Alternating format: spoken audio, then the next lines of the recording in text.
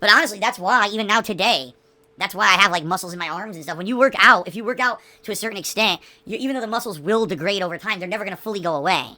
And that's why even to this day, I still have some, muscles and everything in my upper body versus some people have nothing. They got those noodle arms, right? Well, I don't have noodle arms. These fucking people who commit chargeback fraud actually think this stuff is like funny and a joke, and they don't understand that they could actually go to federal prison for committing fraud if I can prove that they're lying. Because I hate to tell them, but they have to provide the service that they're contracted to provide. Doesn't matter if someone's a vandal or not. If this happens more often, they will get sued.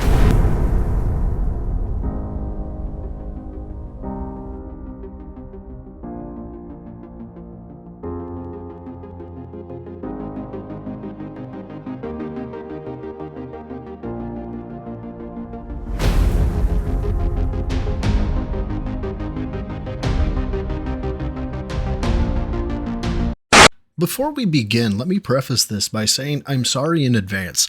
If everything goes well behind the scenes with what I'm hoping will happen at work, streams and videos may become exceedingly rare.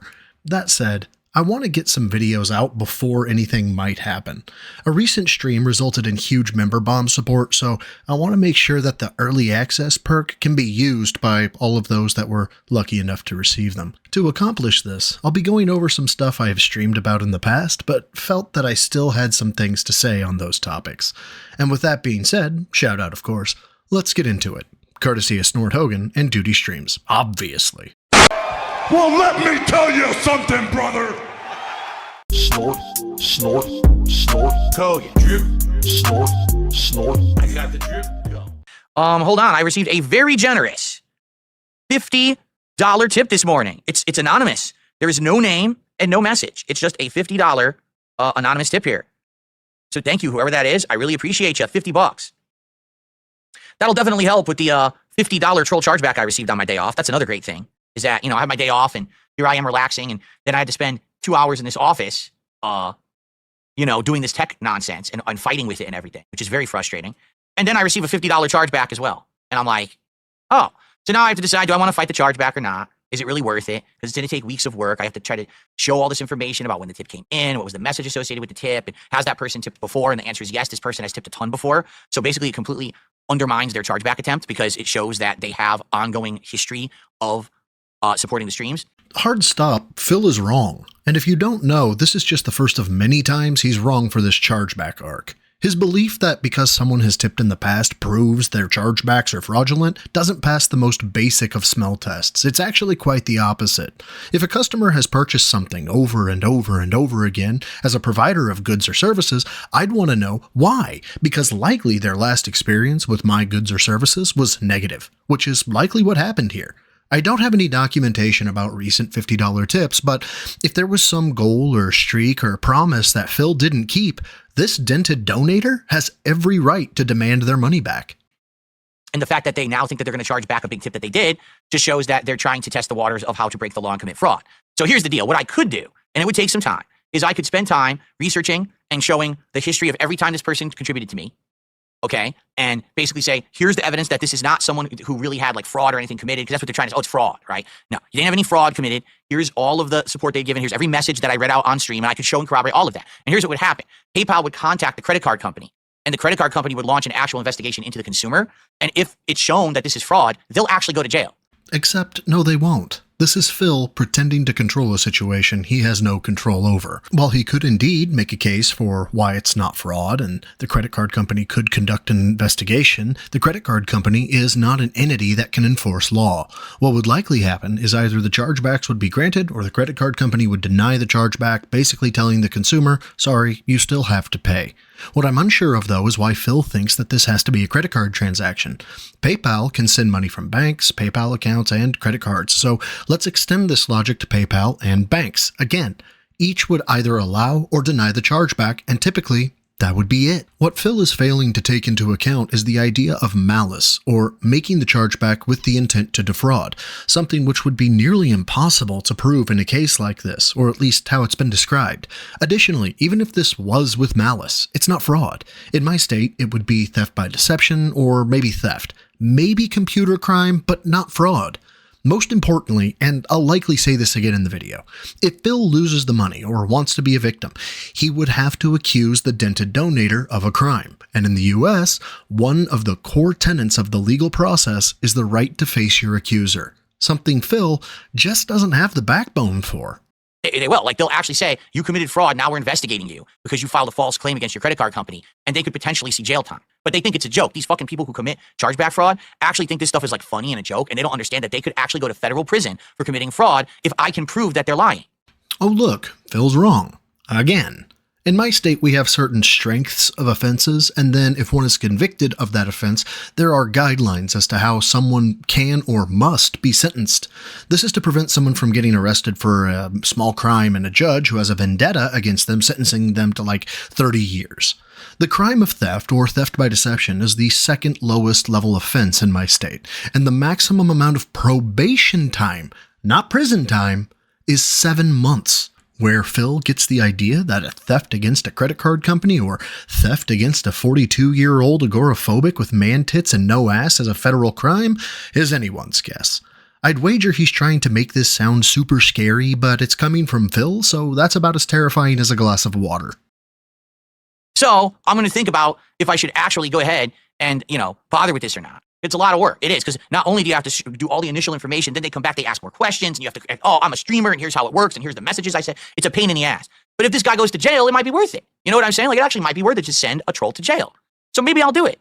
Because unlike the case where people are doing copyright abuse, or people are live restreaming me without permission, and that's against the law, that would be like court cases. This is a case where all I really have to do is send enough information to PayPal, and a person might actually go to jail for committing a crime against me. So maybe I'll do it. I'll have to think about it. First, Phil is wrong again. Second, this is a bluff. To my knowledge, one cannot be a principal victim of a crime by proxy. The chargeback is coming to Phil, not the bank, not the credit card company, Phil. Phil would absolutely need to levy a complaint to move this forward criminally. Additionally, all that, quote, information, unquote, that he's sending forward, that would be called evidence, and the chain of custody, authenticity, and honesty of that information would be open to challenge. How Phil thinks there would be no court proceeding in a case like this has to be the responsibility of TV. Television is the explanation for this. You see this in bad television. I also can't get over how superior he's acting here, when he himself didn't pay back hundreds of thousands of dollars in credit card debt because, I don't know, reasons? Has he ever explained how the hell he got that much damn debt? Seems to be the pot calling the kettle black here, huh, Phil? Or if that person's smart, they would immediately reverse their fucking false claim right now, in which case they wouldn't ever have an investigation done against them. But they have to see how smart they are, right? The truth is, if you're already trying to commit federal fraud to save a few bucks on a fucking tip that you threw against someone, you're probably not too smart anyway, right? Get ready for some boring shit, kids. We're about to go over statutes, but it's not my fault. And that's not my fault. And it's not my fault. What did I do wrong? Like, it's not my fault. I did nothing wrong. It's not my fault. Phil has brought up federal fraud or the federal system a handful of times already, so it's time to see if this valedictorian lives up to his name. Spoiler warning, no, he doesn't. I started to look at federal statutes, and Jesus, the language is so specific, long-winded, and confusing that I had to reach out to my old friend ChatGPT to summarize if such a charge could even be filed. And to Phil's credit, yes, under Section 18 U.S. Code 1029, it is possible to be charged with fraud given the circumstances, so I get to eat some crow because it is possible. I then asked if there was any legal precedent in which the federal government prosecuted such a small amount, being $50, and the answer is no, with the caveat that it could be done if it were trying to take down somebody who was doing this systematically or to have a significant impact across state lines. In other words, you remember that lie you told Phil where the cops said, we only do human trafficking and we only work cybercrime that has to do with money if it's in the hundreds of thousands or millions of dollars? Yeah, that's the feds. Not $50. So, yes, any form of chargeback could be federal fraud, but it's literally only the millions of dollars situation you said your local police department would handle. That's the only way they would charge that. Not quite sure how you confused those two, but then again, it is the guy.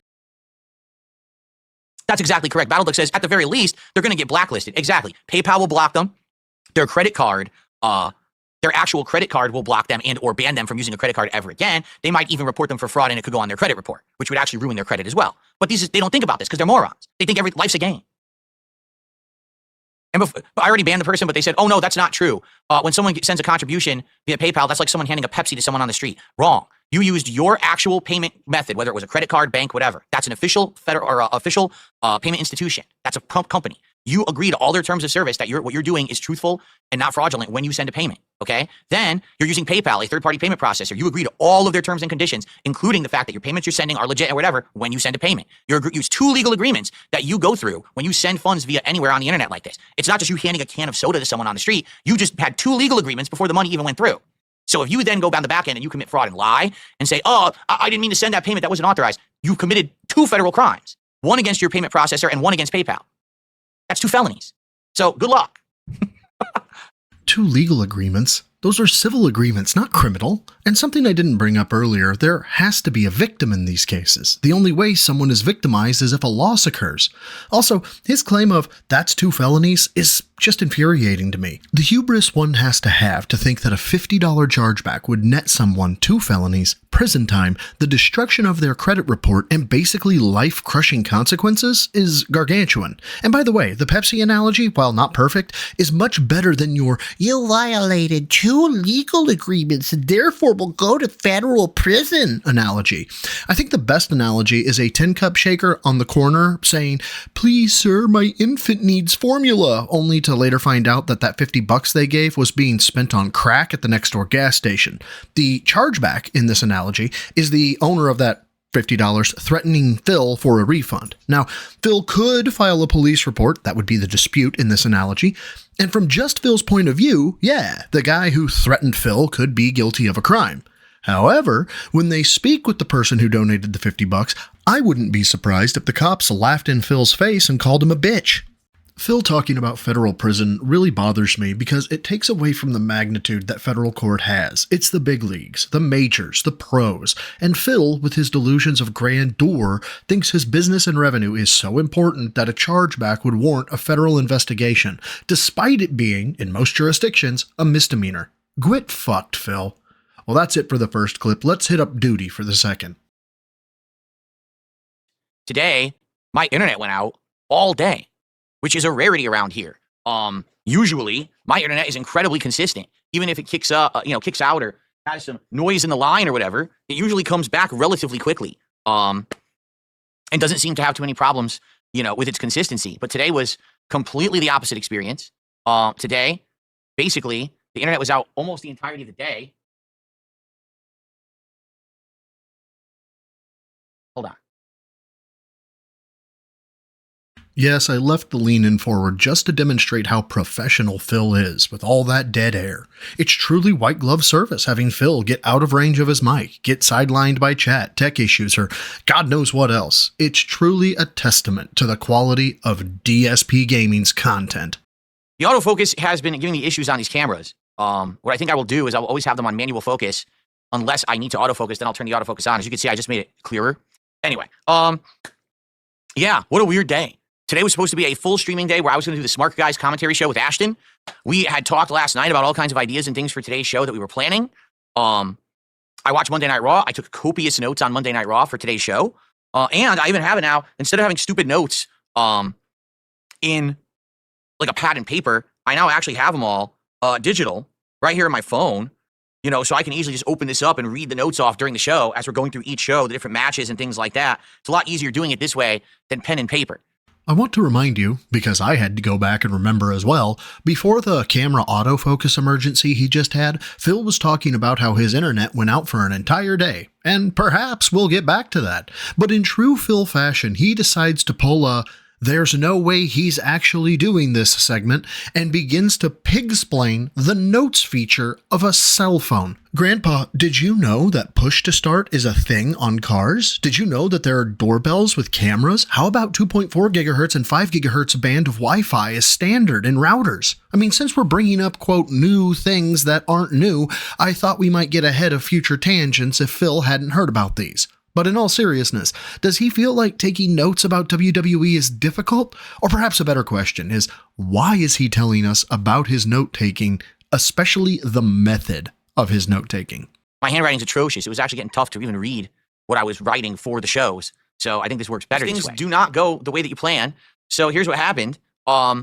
I went to sleep, okay? And I wake up in the morning, and my wife is going out the door to go to work. So she's like, running out the door. And I wake up, and I'm using the restroom, and I pop open my phone to see what's going on for the day. And I have no internet. I'm like, oh, well, that's weird. And I'm trying to figure out what's going on because it says 5G, which basically means you're using the wireless network, the satellite network for your cell phone. Satellite network? You're using cell towers. You're not uplinking with the satellite to contact the mainframe, to hack the matrix with the NSA-styled backdoor codes, Phil. You're on cell towers. You're on cell towers. Talk like a human, for fuck's sake. As opposed to your home network. And I'm looking all around, and this isn't connected. I walk into the office here. This isn't connected. So both of my modems are down. I have a modem downstairs in my living room, and that's the wireless network for my whole house. So that's for my phones, the RGB lights, the wireless devices, and everything in this room. For the Amazon Fire Stick that we have in the living room, and all the streaming services, they all go through that modem. While the modem in my office is literally only for streaming and uploading. That's it. It's completely separate from everything else. Your RGBs are on a node downstairs? Why?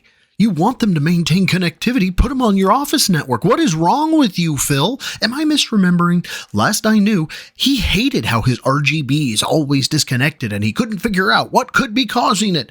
Brother, your access point is a floor below you. Use the access point in your office. So, yeah, it's just very weird because, oh, by the way, you're right. Someone just said, oh, look, his bar says the smart guy's goal and all that. You're right. This is wrong. We'll just change this briefly for tonight, although I'd be shocked if anyone contributes at all. Seriously, I'd be shocked if anyone contributes at all tonight, which really sucks because we were 2 goals away from hitting DSP Tries It, which I wanted to do tomorrow. I wanted to do it tomorrow because that was going to be perfect. We'll talk about this in a second, but my wife works tomorrow, and the whole idea was we hit the goals today. Tomorrow we could order the Chick-fil-A and have it after the first stream, and my wife doesn't have to cook. But now it looks like everything's screwed up because of Comcast. Well, not really, because it really wasn't their fault. I'll tell you in a second. So anyway, the internet was down this morning. And I'm like, I wonder what the heck's going on. So I open up all my stuff, and basically I've gotten multiple emails and texts, both from Comcast this morning, stating that there is a giant outage in my area. It's not even just small. It's like several cities and towns and things near me. Tons of zip codes. Something like 10 different zip codes had no internet this morning. Now, this happened several years ago. And back then, the report was that it was vandalism. Okay, someone had gone up on a pole and just cut the internet lines. And I'm like, well, that's awful, obviously, and there's not much that you could do about that, but that was years ago, and basically everyone was out of internet for a day. And by the way, there was no compensation or anything given for it, just everyone had no internet for a day. And I remember the same thing kind of happened where I couldn't stream and everyone was disappointed. And basically, guess what? The same thing has happened. Someone vandalized the cable lines somewhere in my state, and because of that, everyone lost internet for a day. So now I have to ask the question, right? If it happened once, and it was just a random thing, okay, I kind of get it. But now it's happened again. This is a whole other day where everyone in my state lost internet because someone is committing vandalism. So is Comcast actually going to do something about it this time? Or are we going to pretend like we just trust that people won't keep doing it? You know what I mean? Like, at this point, you have to think, are they ever going to have redundancies to stop so that if someone cuts an internet line, everyone's internet doesn't go out in the state? No. Can we move on? Ugh, fine, I'll explain it like he's 5. There is something in the business world known as acceptable risk. There is no way Comcast could have predicted that a vandal would cut their lines, even twice at that. Moreover, Phil, you don't know if they have taken steps to mitigate that single point of failure from the previous attack. Being able to take down multiple zip codes for a day is bad, not only to your pampered candy ass, Phil, but to Comcast as well, since the negative experience likely cost them money. But it's all about me with Phil.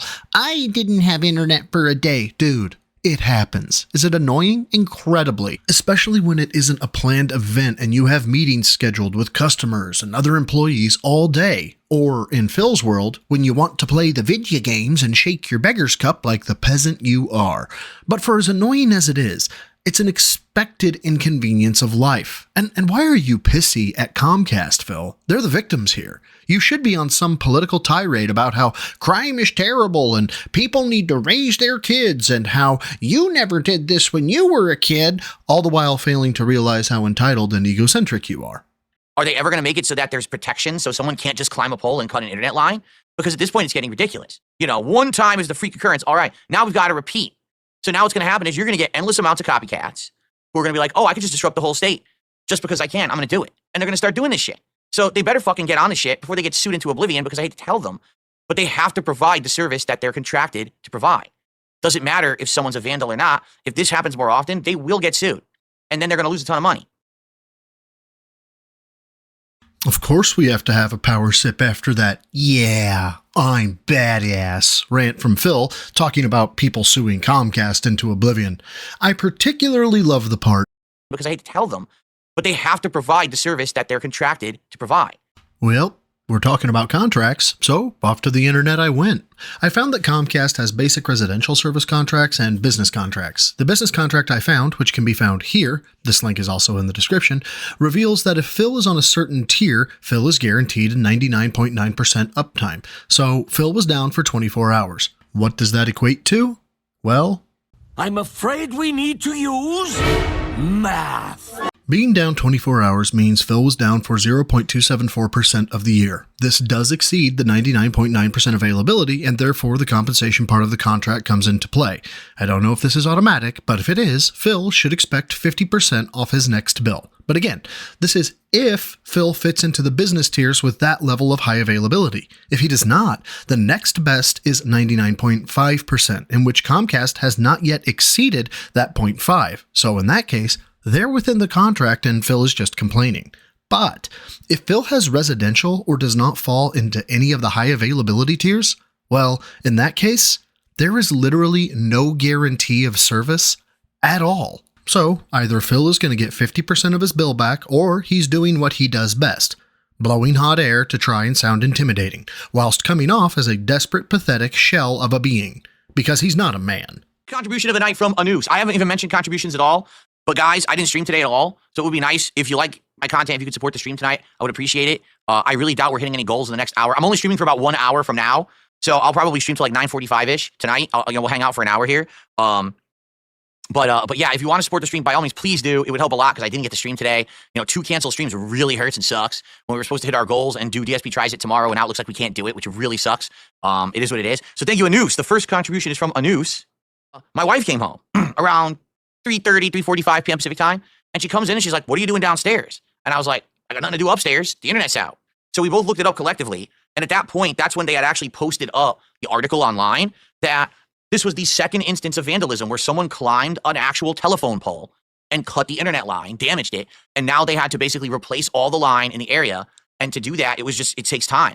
So they were originally saying that my internet would have been up by 7 p.m. tonight. But then later in the day, they updated it and said, oh, it ain't going to be ready till midnight. So sadly, I didn't have any time to do any gameplay, right? If it didn't come back at 7, I would have played Street Fighter tonight like I should have. But I couldn't, I didn't know when it was going to come back. And it actually didn't come back until after 8. Right now, it's 8:45 p.m. So there just wasn't enough time to do a gameplay stream tonight, okay? Phil, why are you even online, bud? Write the day off, watch a movie with your mall wife, take her somewhere, play with Jasper. I mean, you've been offline the whole day. And what, you hovered around the house like a crackhead waiting until your fix came back? This is what I mean when I say that 16 years of this shit has damaged his social skills. Anyone else would find something else to do. Play an offline game, go have a bite to eat somewhere, run your errands that you always have to run. But Phil is just vapor locked with this no internet problem. No matter the situation, when Phil is hit by a roadblock, he has to have help.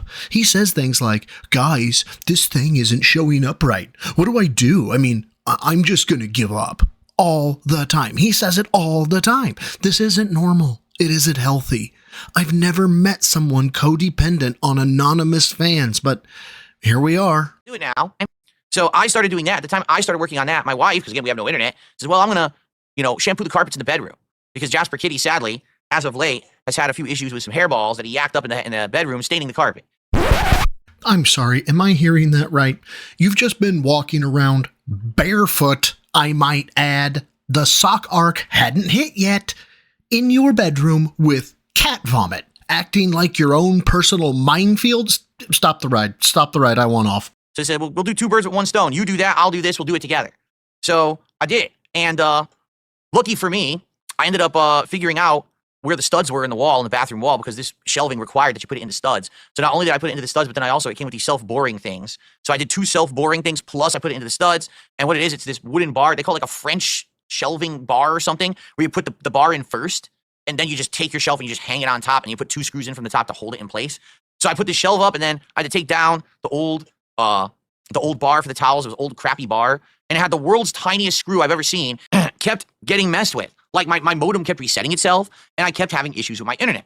So one day a tech came over here, okay, from Comcast and explained to me where to look on the modem for the logs of people who are doing stuff with the modem. And we looked at the logs together. And as we're staring at the logs, we determined it was a Comcast employee who was messing with my internet. They were going into my modem without my permission, which is illegal for the record, unless they're instructed to do so by someone for a technical reason, which was not the case. They were renaming and enabling my wireless networks and naming it insulting things so that people in my neighborhood would see a wireless network that has a really disgusting name on it. They were also just sitting there hitting the reboot button over and over. So I would stream, and right in the middle of a critical moment, they would hit the reboot button. They actually did it during my Side Scrollers interview. When I was at a critical moment talking to Craig about WWE champions, they purposefully hit the reset button to disrupt the interview.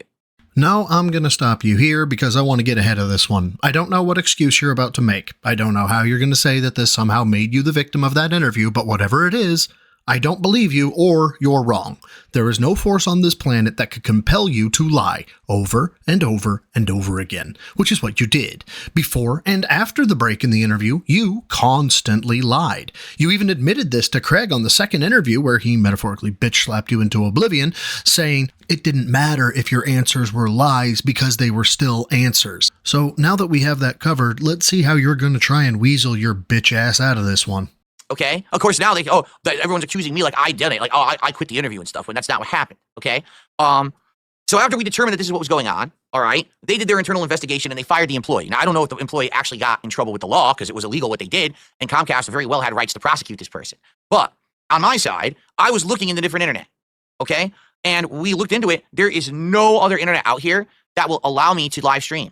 We looked into everything, and the other alternatives are much slower than what I have right now that are not fast enough to allow me to live stream. The only other one is Starlink, and Starlink is bad out here. Like I looked into it, and it's just not good because we don't have frequent, clear weather. We have frequent rain and clouds and stuff like that, which interferes with Starlink. So unless you have an open sky, Starlink isn't that good. So I can't get anything else. We looked into it. Again, fall of 2023, there was nothing. Now someone in chat just said, AT&T has fiber in your area now. We looked into it, and in 2023, they didn't have it. All right, now maybe things have changed. I haven't heard of this. You would think that if AT&T was rolling out fiber internet in my area, they would be advertising this, and I would have heard, but I got nothing to tell me that. So I'm basically just stuck with Comcast, okay? So that's why I wish there were other options, things I could do. There's nothing, all right? So, by the way, like I basically get treated well by Comcast now because I think they're deathly afraid that I'm going to sue them. Exaggeration. I've now been streaming for 41 minutes, just talking with you on an impromptu stream on a day when my internet was out, and I've made more in that 41 minutes than I did during the hour of Marvel Rivals last night. So I'm done with Marvel Rivals, okay? So yeah, it really did suck that it just didn't work. Alex from Phoenix, Smart Guys is tomorrow. Smart Guys is rescheduled for tomorrow. Basically, everything that was supposed to be today got bumped to tomorrow because of the internet situation, okay? Cool. Now, guys, this is it. I don't care what it takes. I don't care if I have to bend over backwards. I don't care if I have to contort myself into a pretzel. I don't care if I have to show you my feet in 17 different colors of socks. Let's hit the goal tonight. We're already more than halfway there, right? Well, are we halfway there? Why? Explain the value to me, Phil. You're looking for pity because your internet went out. You expect a $150 appearance fee for streaming. I mean, besides you telling the camera how you're a victim, what entertainment is anyone getting out of this? It's starting to make more and more sense why people compare you to OnlyFans e-girls, except they have their body, fitness, fetish, or sex acts that they use as their products. I mean, yes, you have tits, Phil, but no one wants to see them. So what's your product? Why are you deserving of $150 a stream, or any money for that matter? I know I ask that question a lot in my videos, but it's just a sticking point with me, especially on these non-tent talkie streams. I think we're around halfway. Let's hit the goal tonight. Seriously. This sucks that everything got thrown into a screwed up situation because of this stupid internet. All right? Let's do it. Let's hit the King's Tax goal tonight. We're at 76 out of 150. We're more than halfway there. Let's get some subs right now on Kick. Who's going to drop a few subs on Kick? We got absolutely no contributions on Kick. And there was much rejoicing. Let's get some contributions right now. And let's hit the goal. Let's get the 79 goals hit tonight. Let's do it. That's domestic terrorism. I know it is a news. That's what I said. You missed it. At the very beginning of the stream, I said, this is the second time this has happened in 2 years. This happened about a year and a half ago as well. Exact same situation where a vandal climbed the line and destroyed an internet line, and then everyone lost internet for a day. And everyone has to suffer for it. Why is there nothing stopping this exactly? What do you want them to do, Phil? Double the lines? Fine, expect double the cost. There will forever be things that are single points of failure. People do their best to mitigate them. What's your idea? I mean, you always tell the audience that their gripes about DSP tries it have no merit or meaning because they don't offer a solution, so use that standard about your own questions or gripes. Do you have a solution? No? Then shut the fuck up, Phil. Because now what's going to happen is if this keeps happening, people realize they can get away with it, they're just going to keep doing it. Why are they doing it? Who fucking knows? There probably is no reason. They're just nuts. So if they can get away with it, they'll just do it again. Someone has to have some kind of consequence for destroying the internet line. So what are they going to do about it? They better do something. Because like I said, if they don't, people are going to start suing them. People are going to start suing them and be like, no, we're paying for a service. You can't shut down everyone's business for a whole day. Like, here's the thing. I have this backup modem, right? So was I able to do stuff today? Yes. But was it my work? No. It was paying bills and doing my schedule, personal schedule. It was my tax stuff, which, yes, I have to do, but I didn't have to do it today. I was supposed to work today, right? So this is nice for a business that's a brick and mortar business that needs to do point of sale transactions and their internet goes out. This is their backup, right? For me, this is not even close to being sufficient. So they need to just fix the fucking internet or have redundancies. That if some weirdo climbs a line and cuts a fucking internet line, that somehow the internet still works because they got a backup plan. That's like saying for power, if the power goes out in one place, there's no redundancy. Well, there's redundancies for power. It doesn't always work, but they do have a backup. So why don't they have it for internet? You think there are redundancies for a down electrical line, a blown transformer, a series of telephone poles that blow down in wind or get brought down with ice.